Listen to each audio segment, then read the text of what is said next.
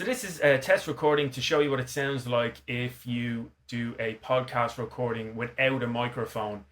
So by default, it's probably going to pick up your inbuilt laptop microphone. Sure, it'll record the audio, but this is the quality you can expect.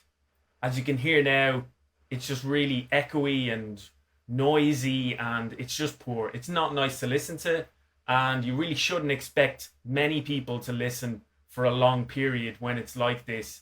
It's okay for a video call, but when you're putting something out there that you expect people to consume, it becomes very difficult for them, and it's a challenge for them to listen for a long period.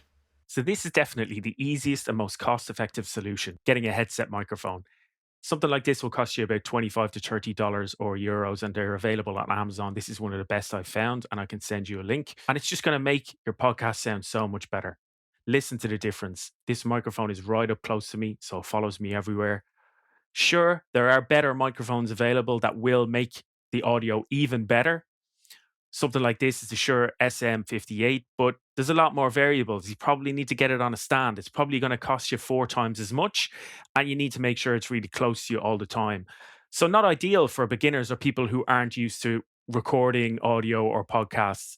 So, for $25 or euro, buy one of these. It's going to make your audio sound so much better. You're going to be representing yourself and your brand so much better. It's going to be a lot easier for the listener to consume, and then buy one for your guests as well. And then they're going to sound great too. And they're going to really appreciate that. The bottom line is recording without a microphone. If you do it, you've just got to have low expectations and accept that it's just going to sound poor. And you're going to sound poor, and your guest is going to sound poor, or anybody who doesn't use a microphone is going to sound poor.